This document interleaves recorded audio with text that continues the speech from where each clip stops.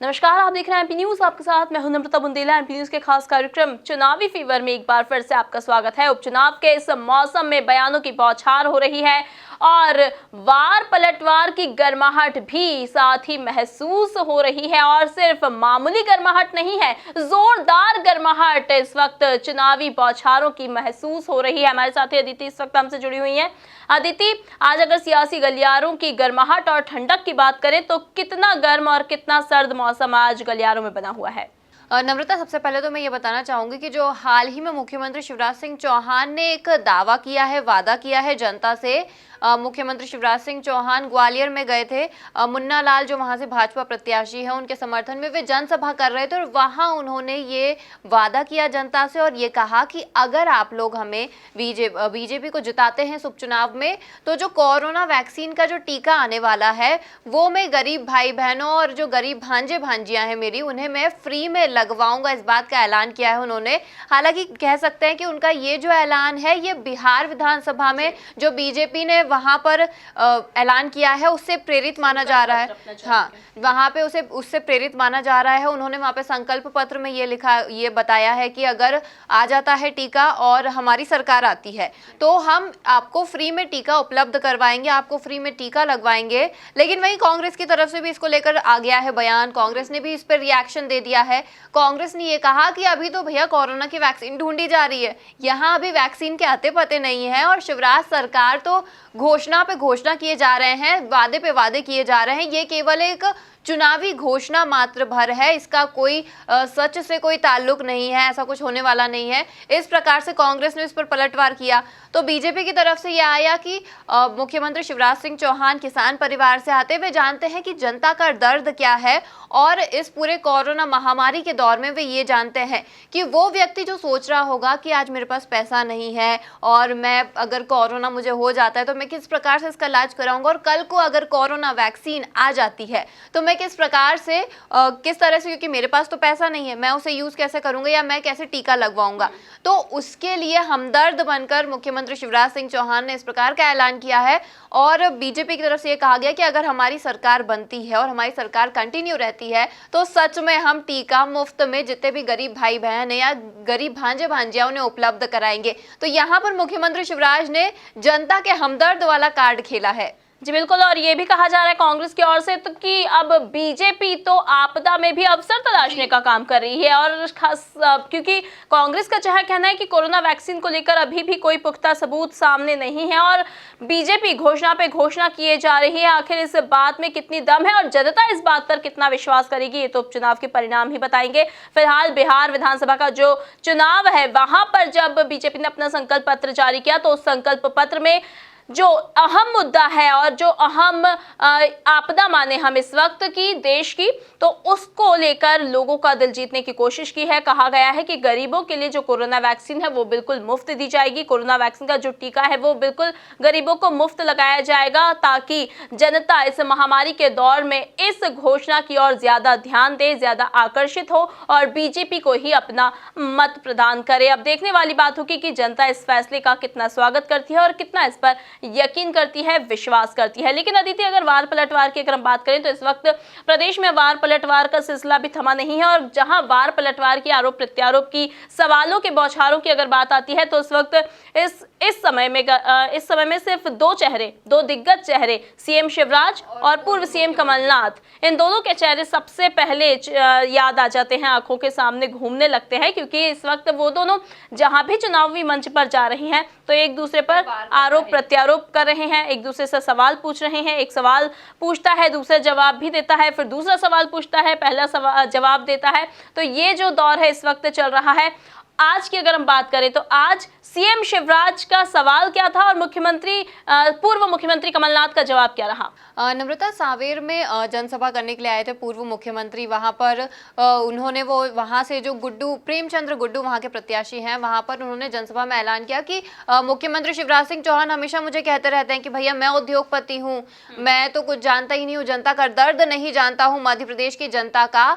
तो वो मेरे पास लिस्ट लेके आए, मुझे लिस्ट बताएं कि आखिर मेरे कितने उद्योग और मैं कहाँ से उद्योगपति लगता हूँ।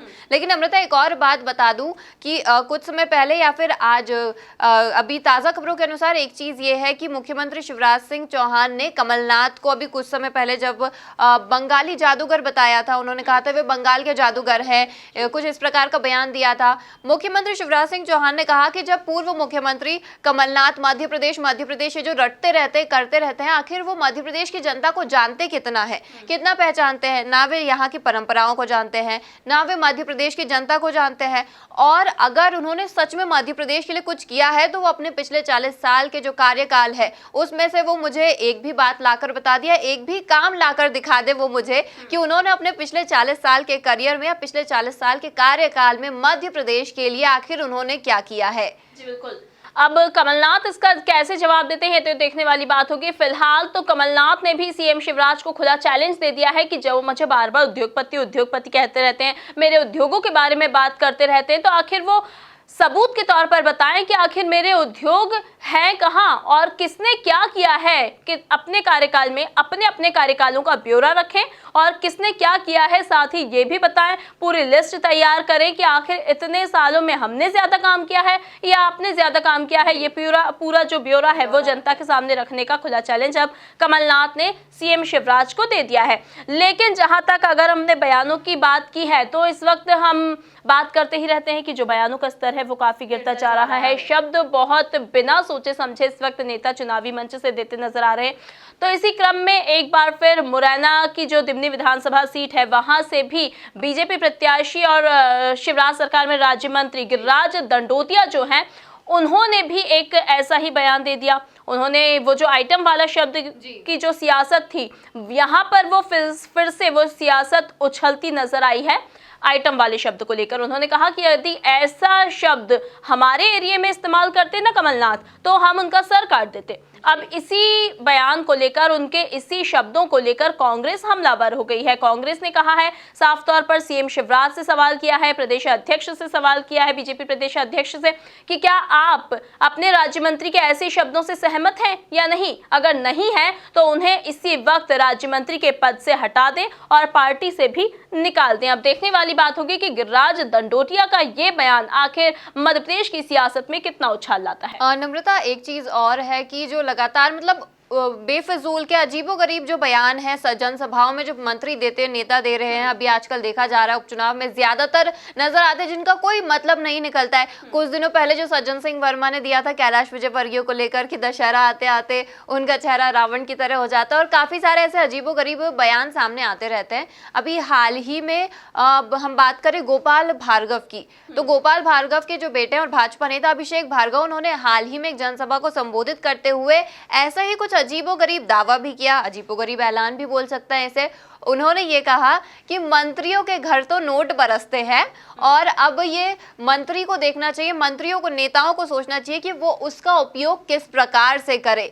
तो मतलब इस बयान का कोई सेंस समझ नहीं आ रहा है, ना कोई इसका और है ना कोई इसका छोर है, बस बयान था, मन में आया, वो जनसभा में खड़े थे, संबोधित कर रहे थे, उन्होंने कह दिया।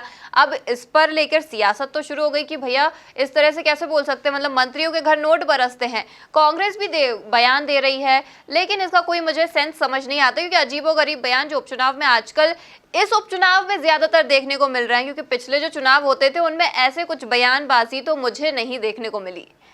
जी बिल्कुल। अब बात की जाए बयानों की तो इस वक्त एक्टिंग का जो माहौल है, जैसे कि हम हर बार चुनावी फीवर में बोलते हैं कि बॉलीवुड मैशअप हो गया है अब राजनीति में, खास तौर से मध्य प्रदेश की राजनीति में। तो जब भी कुछ बयान हो रहे हैं, चुनावी भाषण हो रहे हैं, तो उसमें बॉलीवुड जरूर नजर आ रहा है। जहां कमलनाथ कहते हैं कि सीएम शिवराज को तो मुंबई चले जाना चाहिए, एक्टिंग करनी चाहिए, क्योंकि वो एक्टिंग के मामले में सलमान और शाहरुख को भी पीछे छोड़ देंगे। और एक बार फिर से वो अपने इसी बयान को दोहराते नजर आए हैं जब वो चुनावी मंच पर भाषण दे रहे थे प्रेमचंद गुड्डू के समर्थन में। तो एक बार फिर से उन्होंने इसी बयान को दोहराया है अपने भाषण में कि सीएम शिवराज को मुंबई जाना चाहिए, क्योंकि वो शाहरुख और सलमान को भी एक्टिंग के मामले में पीछे छोड़ देंगे। और खास तौर से और भी सारे बयान इस वक्त कमलनाथ ने दिए हैं, खुला चैलेंज भी उन्होंने दिया है, और अब यही कुछ माहौल मध्य प्रदेश की सियासत का बना हुआ है। वहीं अगर हम सहकारिता मंत्री अरविंद भदौरिया की बात करें तो उन्होंने भी अब कमलनाथ और दिग्विजय पर निशाना साध दिया है। उन्होंने कहा है कि दिग्विजय सिंह को तो इस वक्त कमलनाथ चुनाव प्रचार इसलिए नहीं करने दे रहे हैं क्योंकि दिग्विजय सिंह ने प्रदेश की स्थिति काफी खराब कर दी थी और जनता उनसे खुश नजर नहीं आती है और यही कारण है कि अब दिग्विजय सिंह को चुनाव प्रचार में आगे नहीं लाया जा रहा है। हालांकि अब जब कमलनाथ का ये दौर थमेगा, इसके बाद दिग्विजय सिंह सामने आएंगे क्योंकि अभी तक कमलनाथ चुनाव प्रचार कर रहे हैं। लेकिन चुनाव प्रचार की अगर हम बात करें अदिति, तो चुनाव प्रचार में रेस में कौन आगे है ये भी हम आपको बताते हैं कि क्योंकि इस वक्त कमलनाथ जो है वो अब तक 19 सभाएं कर चुके हैं, वहीं सीएम शिवराज जो है वो 38 सभाएं कर चुके हैं। तो साफ तौर से ये डबल आंकड़ा है। तो अब देखने वाली बात होगी कि आखिर सभाओं के जरिए जनता कितनी खुश हो पाती है, क्योंकि सीएम शिवराज कमलनाथ से डबल सभाएं तो कर ही चुके हैं, लेकिन क्या इसका डबल असर भी देखने को मिलेगा ये नम्रता? सभाओं की जहां बात हो रही है, सभाओं को देखा जा रहा है, तो वैसे मैं आपको बता दूं जो ग्वालियर बेंच है हाई कोर्ट की, वहां से जो आदेश जारी हुआ था कि वहां पर जो भी राजनीतिक दल है, राजनीतिक पार्टियां हैं, वे अब चुनावी सभाएं नहीं कर सकती, चुनावी रैलियां नहीं कर सकती हैं। विजुअल मीटिंग्स कर सकते हो, वर्चुअली मीटिंग्स कर सकते हो, आप वर्चुअली रैली भी कर सकते हो, लेकिन आप रैली या सभा इस प्रकार से नहीं कर सकते। और अगर काफ़ी ज़्यादा ज़रूरी है तो आपको परमिशन लेनी होगी। आप एक बार इजाज़त लेंगे तो आपको परमिशन दी जाएगी। इसके साथ ही साथ जो परमिशन लेगा वो उसका जवाबदेह होगा, मतलब सारी की सारी जो जिम्मेदारी होगी वो उस व्यक्ति की होगी जो भी उस रैली या चुनाव की सभा की परमिशन ले रहा है। तो इस पे देखने को मिला कि सभी राजनीतिक पार्टियों के लिए खैर ये आदेश था कि सब लोगों को, मतलब जितनी भी राजनीतिक पार्टियां हैं, कोई भी सभा या रैली नहीं कर पाएंगी। लेकिन सबसे ज्यादा जो रिएक्शन है वो बीजेपी की तरफ से देखने को मिल रहा है, क्योंकि बीजेपी मुख्यमंत्री शिवराज सिंह चौहान उन्होंने कहा कि अब मैं हाईकोर्ट के इस आदेश को सुप्रीम कोर्ट में चुनौती दूंगा। मतलब सबसे ज्यादा अब जिस प्रकार से आपने बताया कि 19 सभाएं कमलनाथ कर चुके हैं, 38 सभाएं शिवराज सिंह चौहान कर चुके हैं, तो आखिर किस प्रकार का डर सता रहा है मुख्यमंत्री शिवराज सिंह चौहान को कि वे अब हाईकोर्ट के इस आदेश को सुप्रीम कोर्ट में चुनौती देने जा रहे हैं। क्योंकि अब सब जानते हैं 3 नवंबर को मतदान होना है, गिने चुने दिन बचे हैं, गिनती का 1 हफ्ता बचा है। अब इस 1 हफ्ते में आखिर ऐसा क्या तीर मार लेगी बीजेपी कि मुख्यमंत्री शिवराज सिंह चौहान पीछे पड़ चुके हैं इस चीज के कि मैं अब चुनौती दूंगा हाईकोर्ट के इस फैसले को सुप्रीम कोर्ट में। लेकिन अदिति, तुम्हारी इस बात से मुझे एक वाकया याद आ रहा है। जब हम स्कूल जाते थे, जब एग्जाम का दौर चलता था, उस वक्त हम सारी पढ़ाई कर चुके होते थे, लेकिन एग्जाम की बेल बजने के जो 10 मिनट पहले होते थे वो उसमें हम किताब लेकर आखिरी जो रिवीजन करते थे वो हमें जरूर एग्जाम हॉल में याद रह जाता था। और शायद ऐसा ही कुछ माहौल इस वक्त होने वाला है, क्योंकि शायद बीजेपी ये सोच रही हो कि जो आखिरी का जो समय है इसमें हम कुछ ऐसे मुद्दे रखेंगे जनता के सामने, कुछ ऐसी बातें रखेंगे जनता के सामने जो काफी असरदार साबित हो सकती है। और साबित भी हो रही है, क्योंकि अब जैसे हाल ही में मुख्यमंत्री शिवराज सिंह चौहान ने जो फ्री टीका लगवाने का ऐलान किया है, तो हो सकता है शायद इस घोषणा से जनता आकर्षित हो जाए और बीजेपी के पाले में वोट डाल दे। तो अब ये तो देखने वाली बात होगी जनता के इस उपचुनाव के रिजल्ट क्या आते हैं और कौन सी पार्टी टीका फ्री लगवाएगी या नहीं लगवाएगी, अब ये देखना काफी लाजमी होगा। जी बिल्कुल। अगर हम सहकारिता मंत्री अरविंद भदौरिया की बात मेरी अधूरी रह गई थी, उन्होंने ये भी कहा है कि कमलनाथ तो इसलिए दिग्विजय सिंह को आगे नहीं ला रहे हैं क्योंकि उन्होंने प्रदेश की स्थिति खराब कर दी थी। साथ ही और कई सारे बयान भी उन्होंने दिए हैं। उन्होंने कहा कि कमलनाथ तो जब भी चुनावी मंच पर जाते हैं वो कुछ भी भाषण दे रहे हैं, वो साफ तौर से जनता के सामने जो भी बोल रहे हैं वो सब झूठे वादे हैं, उनकी कोई भी बात सही नहीं है, वो तो कबूतरबाजी कर रहे हैं। इस तरह का शब्दों का इस्तेमाल भी उन्होंने यहाँ पर करते नजर आए हैं। नम्रता, दोनों ही पार्टियों की तरफ से ये बोला जा रहा है, क्योंकि अब जो टीके वाली बात हुई उस पर तो कांग्रेस ने बोल दिया कि केवल ये चुनावी घोषणा है, इसका कोई जमीनी स्तर नहीं है या फिर ये जमीन पर नहीं आएगी, कोई हकीकत नहीं है। तो अब बीजेपी भी बोल रही है, अरविंद भदौरिया जी ने बोल दिया कि भैया कमलनाथ जी तो कबूतरबाजी कर रहे हैं। अब दोनों ही पार्टियों के आरोप तो कहीं ना कहीं सेम है, समान लगाए जा रहे हैं एक दूसरे पर। अब खैर ये तो रिजल्ट ही बताएंगे, परिणाम ही बताएंगे कि आखिर कौन कबूतरबाजी कर रहा था और कौन सच में जो जमीनी स्तर पर इन घोषणाओं को निकाले गए उतारेगा। जी बिल्कुल। अब सियासी गलियारों में और क्या क्या नज़ारे उपचुनाव के पहले देखने को मिलते हैं ये तो हाल फिलहाल हम आपको समय समय पर बताते ही रहेंगे। और अभी का जो माहौल है वो काफी गरमाया हुआ है, बयानों की बौछार कम नहीं हो रही है, एक दूसरे पर आरोप प्रत्यारोप का जो सिलसिला है वो नहीं थम रहा है। अब देखने वाली बात होगी, क्योंकि अब सभाओं को लेकर जैसा कि अदिति ने कहा कि अब थोड़ी रोक लगा दी गई है कि अब क्योंकि इतनी ज्यादा भीड़ हो रही है, लोग ये भूल ही गए हैं चुनाव के इस माहौल में कि भैया कोरोना वायरस का भी माहौल अभी कम नहीं हुआ है, भरपूर माहौल बना हुआ है। कोरोना वायरस हर आए दिन हजारों लोगों को अपनी चपेट में अभी भी ले रहा है। चुनाव है तो क्या हुआ, कोरोना वायरस अपनी जगह है, चुनाव अपनी जगह है और सोशल डिस्टेंसिंग इस वक्त बनाए रखना बेहद जरूरी है। और ये कब तक जरूरी है ये तो आने वाला समय ही बता सकता है।